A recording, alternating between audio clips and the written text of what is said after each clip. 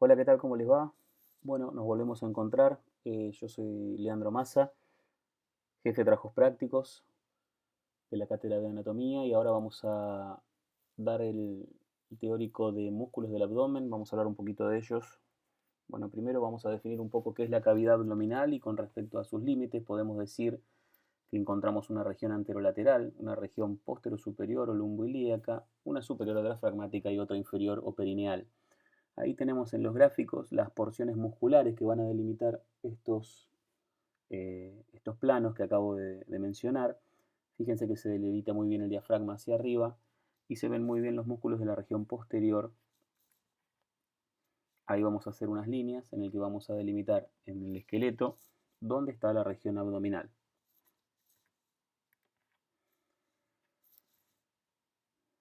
Bueno, en el abdomen, el límite superior va a ser el diafragma. De hecho, va a tener el diafragma la totalidad de este límite. La posterior, el límite posterior se va a llamar lumboilíaco y va a estar constituido por distintos músculos, entre ellos el psoas, el ilíaco, el psoas menor, que es quizás el menos importante, y el cuadrado lumbar.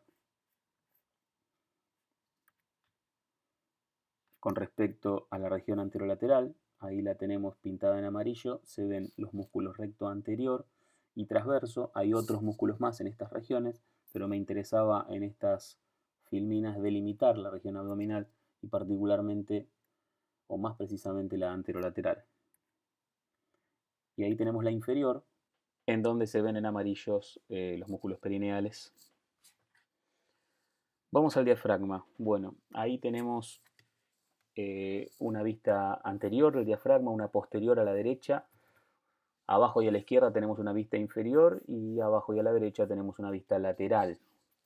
El diafragma, como ustedes ven en la vista inferior e izquierda, está constituida por dos porciones bien delimitadas. Fíjense que hay una bien rojita, que eso es músculo, esa es la porción muscular, y hay una bien blanca que parece un trébol de tres hojas, dos laterales y una central. Esa es la porción aponeurótica, también llamada porción membranosa, también llamada centro frénico. Es la porción tendinosa del músculo, del diafragma, que tiene esta constitución tan particular. Y luego fíjense que va a tener inserciones a lo largo de toda la pared torácica y en la columna vertebral. Tenemos que decir que la posición es un poquito más baja del lado izquierdo que del lado derecho debido a la presencia del hígado del lado derecho. Y tengan en cuenta también que se extiende más por detrás hacia abajo que por delante. Se inserta a nivel de la columna vertebral por medio de pilares, que ahora después los vamos a ver muy bien. Básicamente el pilar principal se inserta en las tres primeras lumbares, los secundarios, el pilar secundario derecho e izquierdo se inserta en la cara lateral de los cuerpos vertebrales que antes mencioné, primera, segunda y tercera lumbar, y después tenemos un pilar terciario que va a la posición transversa de L1, y desde allí hay una expansión aponeurótica o tendinosa, hay un pequeño arco inferior que va a ir a la duodécima costilla, constituyendo el arco del cuadrado de los lomos o pequeño hiato costodiafragmático. Por arriba y adelante se va a insertar en una inserción torácica, sifoidea y costal, que va desde la séptima costilla hasta la duodécima. Es la inserción torácica. Apéndices sifoides y de la séptima costilla hasta la duodécima. Bueno, ahí tenemos una vista un poco oblicua desde abajo y adelante, en donde vemos muy bien el centro frénico con con el agujero, con uno solo, que se ve bien en el centro frénico. Ahí también vemos los pilares primarios, terciarios y secundarios. Fíjense que el pilar primario es un poco más grande y se extiende un poco más hacia distal del lado derecho que del lado izquierdo. La constitución de los pilares secundarios va a determinar un orificio por el que va a pasar el esófago y los pilares terciarios ya son menos importantes, pero también van a dar paso a distintas estructuras que luego vamos a saber y vamos a estudiar. Ahí tenemos marcados los pilares primarios y vamos a hablar de orificios, de los orificios. Claramente, como el diafragma es el septum transversum del periodo de desarrollo fetal, y embrionario, vamos a necesitar orificios para que pasen las cosas desde la cavidad torácica hacia la cavidad abdominal. Bueno, ¿cuáles son los principales? 3. El orificio de la vena cava inferior, que se pinta en celeste en este momento, el orificio del esófago, que se pinta en verde, y en la flecha roja vemos el orificio por el cual va a pasar la arteria aorta abdominal. Hay otras estructuras, porque hay otros orificios también delimitados por las distintas inserciones tendinosas que son menos importantes quizás desde el punto de vista anatómico, pero no menos importantes desde el punto de vista clínico y funcional. Lo que pasa es que no me quiero meter con todo el contenido de los distintos hiatos hasta que no veamos la parte de vascular, linfático, etc. Ahí tenemos una vista inferior del centro frénico con el hiato de la vena cava inferior, el hiato aórtico al lado izquierdo y el hiato aórtico entre los dos pilares y el hiato esofágico del lado izquierdo. Fíjense que ahí está latiendo el corazón y ahí se pinta en fluorescente la aorta abdominal. Ahí aparece la vena cava inferior. Y también está pintado en amarillo en el video donde late el corazón un ligamento duodenal, que es una expansión aponeurótica que va a dar el diafragma al contenido visceral del abdomen, que luego lo vamos a ver. Y ahí tenemos el estómago, y llegando al estómago por el hiato esofágico, el esófago. Acá tenemos un esquema muy interesante de Testú, en el cual les menciono, por ejemplo, que el número 6 es la vena cava inferior, el número 9 es la vena lumbar ascendente que pasa entre el pilar secundario y el terciario, y el 12 es la vena intercostal que pasa por uno de los arcos que se dan entre las distintas costillas. Son las inserciones costales del diafragma. Se ve muy bien la arteria diafragmática inferior irrigando la cara inferior del diafragma. Se ve también muy bien el orificio de la vena cava inferior del diafragma. Se ve también muy bien el orificio esofágico y el orificio aórtico. Fíjense cómo el orificio esofágico está rodeado por fibras musculares que dependen del pilar primario derecho predominantemente, y eso tiene una función de esfínter que luego vamos a discutir cuando veamos la parte de digestivo. A su vez se ve algo en verde ahí en el centro con el número 16 que tiene que ver con un contenido linfático que luego vamos a estudiar muy bien, y las venas lumbares ascendentes, que son las 9, que van a dar origen a las venas ácigos. Del lado derecho tenemos una disección en la que se ve muy bien la función de septo transverso del diafragma. Fíjense la posición anatómica que conserva en el medio entre el tórax y la cavidad abdominal. Y fíjense cómo el lado derecho es mucho más alto hacia el tórax que el lado izquierdo debido a la presencia del hígado. Y si logran identificar el número 6 en la figura derecha, la disección cadavérica, van a ver que hay un espacio oscuro entre el domo hepático y el diafragma que lo recubre y la pared costal. Ese es el hiato costo diafragmático. Eso todavía es cavidad torácica. Perdón. Bueno, también se ven los pilares primarios, el orificio aórtico en el 17 y algunos músculos más como el cuadrado lumbar en el 10. La otra vez me habían pedido que ponga algunas disecciones, la verdad que se hace difícil en este periodo que estamos pasando, pero bueno, encontré un atlas que me sirve, así que voy a tratar de incluirla siempre y cuando sean claros. Acá tenemos otras disecciones del mismo atlas, fíjense en la figura que está a la izquierda de la pantalla, el centro frénico con las tres porciones, ese trébol de 3 hojas que yo les decía, la porción muscular se ve muy bien, y las estructuras que van a atravesar el diafragma con sus correspondientes hiatos. Y del lado derecho de la pantalla tenemos una vista sagital en la que vemos al diafragma separando la cavidad torácica de la cavidad abdominal y se ve muy bien el orificio de la vena cava inferior con el número 7, que justo el corte pasa por ahí. También se ven algunas inserciones parietales lumbares en el 9, en el número 9. Muy bien, seguimos. Vamos a la inervación del diafragma. Bueno, el diafragma está inervado, ahí tenemos un gráfico muy interesante en el que tenemos toda la inervación. Está inervado predominantemente por el nervio frénico, también por los 6 últimos nervios intercostales y un ramo del esplácnico mayor. ¿Cuál es la función del diafragma? la función respiratoria. El diafragma actúa mediante su contracción y relajación, generando una presión negativa en el interior del tórax y permitiendo que entre aire a nuestros pulmones. Por ahora vamos a decir solamente eso de la acción. Es una acción de fuelle y se ve muy bien en todos los planos, y también se veía muy bien en el video cómo el diafragma llega mucho más abajo hacia atrás que por delante. Es decir, el tórax se extiende por detrás más que por delante. Por ende, si nosotros recibimos una herida de arma de fuego, puede comprometer tanto el abdomen como el tórax, aún así la línea que sigue la bala sea horizontal. La región anterolateral. La región anterolateral la vamos a dividir en músculos que tienen músculos largos y músculos anchos. Esta es una división de Testú, pueden usar cualquier otra, no hay ningún problema. Básicamente los músculos largos son el recto mayor y el piramidal, y los músculos anchos son el oblicuo mayor, el menor y el transverso, yendo desde la superficie hasta la profundidad. Ahí tenemos una vista frontal y una vista lateral de la cavidad abdominal, donde vemos justamente los músculos anterolaterales. Se ve muy bien el recto anterior, y el otro que está en la región lateral, representando la región lateral, es el transverso. En amarillo aparece el recto anterior. Fíjense la particularidad de que se mete en la aponeurosis del transverso. Eso después lo vamos a estudiar en detalle, no se preocupen.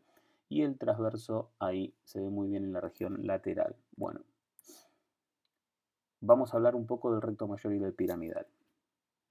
Ahí tenemos el recto mayor del abdomen, las inserciones proximales.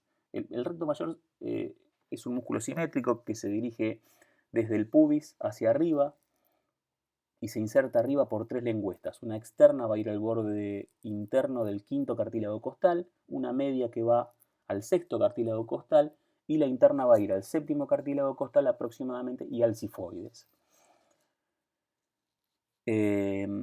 Hacia abajo se inserta en el pubis. Y fíjense que tiene esta disposición que todos la conocemos desde el punto de vista del modelaje y de los fisicoculturistas, que se les ve muy bien este segmento del cuerpo humano, porque tiene buena proyección en superficie, en la que se ven distintas cruras o distintas bandas transversales tendinosas y distintos segmentos musculares en número inconstante, que pueden ser 3 o 4. Esto en el medio está unido por una línea tendinosa que se llama línea blanca. Y por último, fíjense el piramidal, que en la figura derecha hacia abajo lo van a ver muy chiquitito, yendo de la cresta pectínea a la línea blanca. La línea blanca es eso blanco que apareció a la izquierda, uniendo ambos rectos anteriores en el centro. Acá tenemos una vista muy interesante del lado izquierdo, en la que tenemos la inserción distal de los rectos anteriores del abdomen, el recto mayor del abdomen, el piramidal, y también tenemos la porción proximal de los aductores medios. Hay un detalle anatómico muy interesante, que hay ciertas fibras que comparten el recto anterior del abdomen o el recto mayor del abdomen con el aductor medio, formando una especie de tendón conjunto o aponeurosis conjunta, que es muy importante desde el punto de vista funcional. Del lado derecho tenemos una vista sagital, en la que vemos lo que les estaba diciendo hoy, casi como un continuo entre el recto anterior y el aductor medio. ¿Cómo está inervado el recto mayor? El recto mayor está inervado por los 6 últimos nervios intercostales y un ramo del abdominogenital mayor. Y la acción, bueno, como empezamos con los músculos, empezamos con la acción. Y ustedes van a empezar a leer que según el punto de apoyo de cada músculo o según dónde el músculo se asiente, va a tener una función X. En el caso del recto anterior o recto mayor del abdomen, la función es predominantemente flexora del tórax sobre la pelvis, pero también puede ser considerado aspirador, generador de valsalva.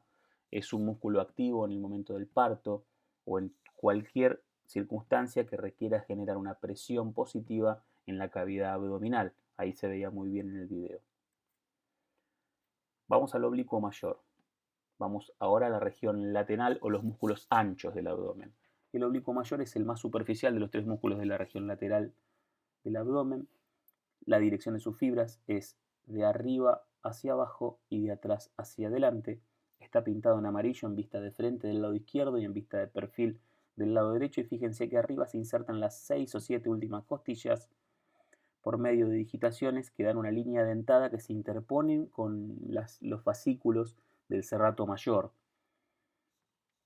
Después va hacia adelante y adentro con fascículos casi horizontales, los inferiores son casi verticales, fíjense, y los fascículos más inferiores van a ir a la cresta ilíaca, van a insertarse en ese segmento que están viendo ahí de la cresta ilíaca. Los restantes se insertan, van a terminar en realidad en una aponeurosis del oblicuo mayor, que también va a tener inserción en la cresta ilíaca, en el borde anterior del coxal, en el pubis y en la línea blanca. Ahí tenemos la aponeurosis del oblicuo mayor. Es muy importante y muy interesante y muy extenso para hablar ahora quizás, pero es muy importante que lean esto desde los libros. Yo recomiendo el Testú, que es el que mejor lo explica, tanto la inserción distal del oblicuo mayor como las dependencias del oblicuo mayor y el trayecto inguinal. Como hay un teórico de trayecto inguinal, no me voy a meter en eso ahora, pero sepan que en la inserción distal del oblicuo mayor aparece un ligamento, que es el ligamento iliopubiano, que va a tener que ver con el trayecto inguinal y con todo lo que eso representa, y que aparece un orificio ahí que se ve muy bien en la figura de la izquierda de la pantalla, que es el orificio inguinal superficial por donde va a ingresar el conducto deferente y por donde va a descender el testículo en el desarrollo del cuerpo humano en las etapas evolutivas. Y eso tiene trascendencia desde el punto de vista insercional, ya que el oblicuo mayor va a terminar en aproximadamente 3 pilares, uno interno, uno externo y otro posterior, también llamado ligamento de Coles, rodeando a ese anillo inguinal que estábamos hablando hoy. ¿Cómo está inervado? Por los últimos intercostales y la glándula genital mayor. Y ahí tenemos la acción.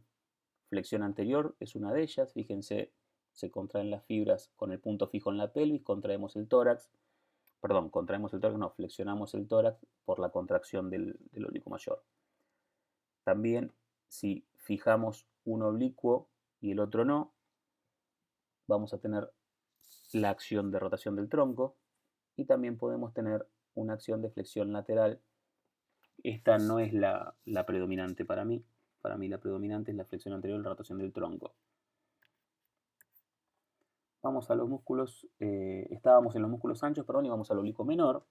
Bueno, el oblicuo menor, a diferencia del oblicuo mayor, presenta sus fibras de dirección de atrás hacia adelante y de abajo hacia arriba. Es decir, el oblicuo mayor, recuérdenlo como el que lleva la dirección de los bolsillos. Cuando ustedes ponen la mano en el bolsillo, tienen la dirección de las fibras del oblicuo mayor. Este es exactamente inverso. Y se inserta en el arco crural, en el tercio externo. Se inserta también en la espina ilíaca anterosuperior y en algo de la cresta ilíaca por debajo. Y va a terminar dando también la aponeurosis del oblicuo menor, que se fusiona con la del dorsal ancho y ella con las apófisis espinosas de L5 y S1. Fíjense que por atrás hay un fascículo posterior, los fascículos posteriores se insertan en las 3 últimas costillas, los fascículos anteriores abajo van a formar el tendón conjuntivo de Testú junto con el transverso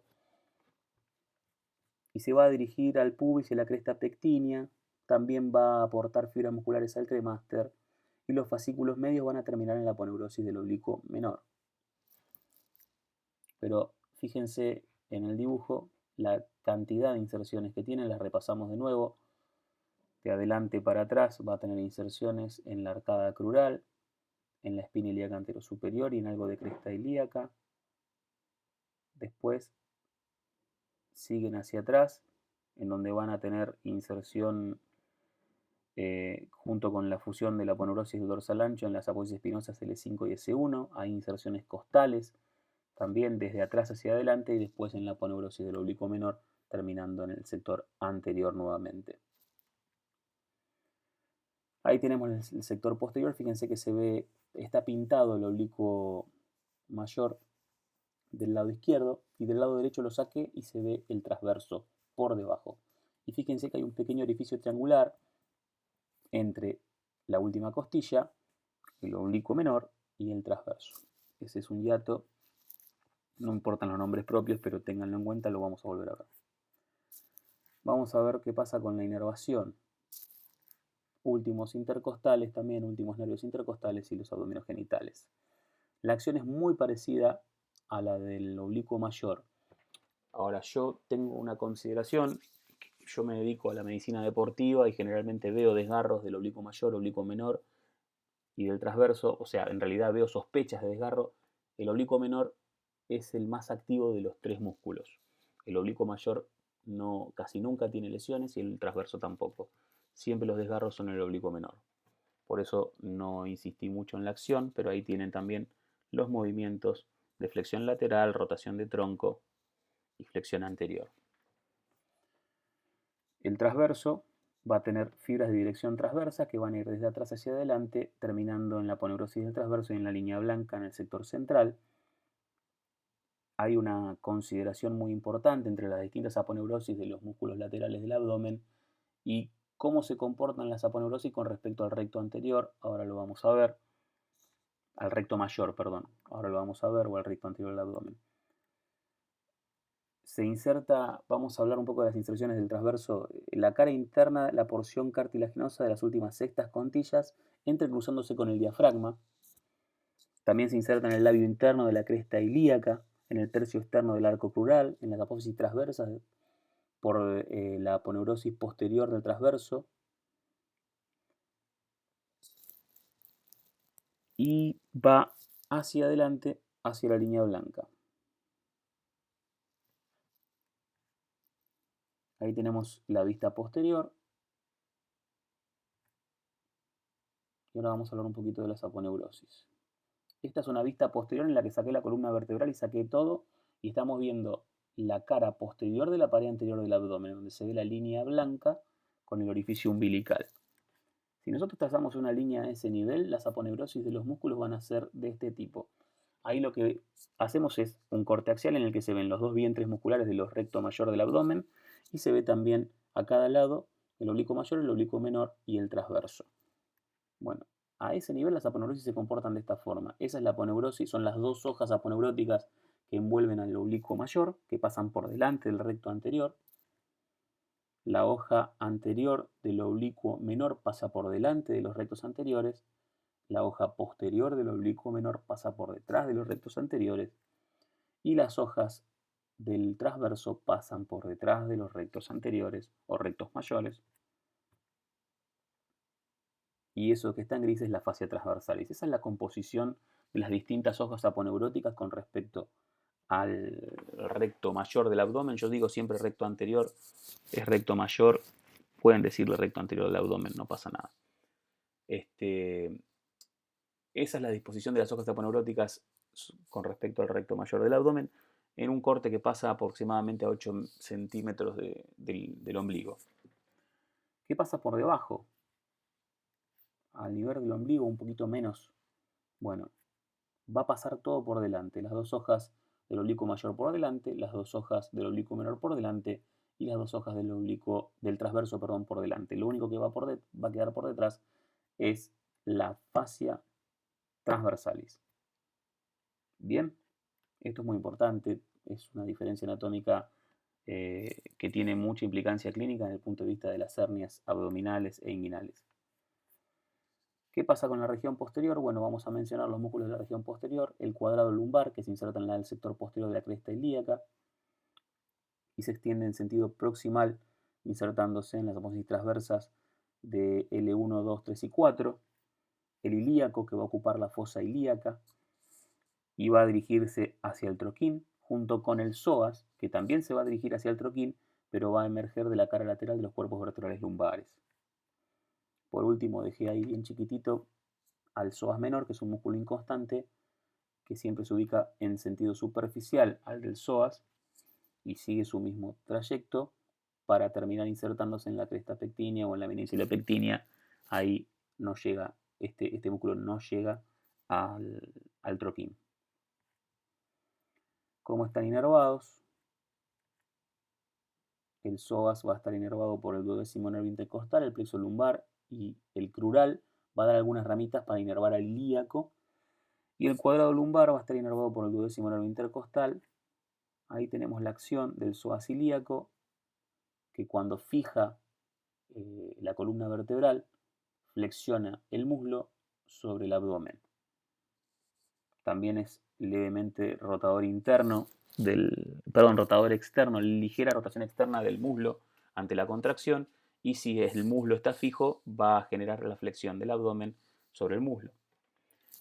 Y el cuadrado lumbar, si se contrae de uno u de otro lado, puede generar ese movimiento de incurvación lateral, como ven ahí. Bueno, hemos hablado de los músculos del abdomen, hemos hablado del diafragma. Recuerden los orificios principales del diafragma, recuerden las inserciones vertebrales y costales del diafragma. Recuerden también los límites y la disposición sobre todo de los músculos de la pared anterolateral del abdomen. Recuerden cómo las aponeurosis se conforman en forma distinta a nivel supra e infraumbilical. Tengan en mente la inserción distal del oblicuo mayor, que es mucho más compleja, y es importante que lo lean del libro para poder entender con claridad la trascendencia anatómica de esto. Lo vamos a volver a ver en el teórico de trayecto inguinal, pero tengan en cuenta que en el desarrollo humano el testículo desciende de la cavidad abdominal hacia la bolsa escrotal, y eso se lleva toda una estructura anatómica que requiere su estudio y su comprensión. ¿Qué más? Y bueno, creo que eso ha sido todo. Espero que les haya servido y muchas gracias.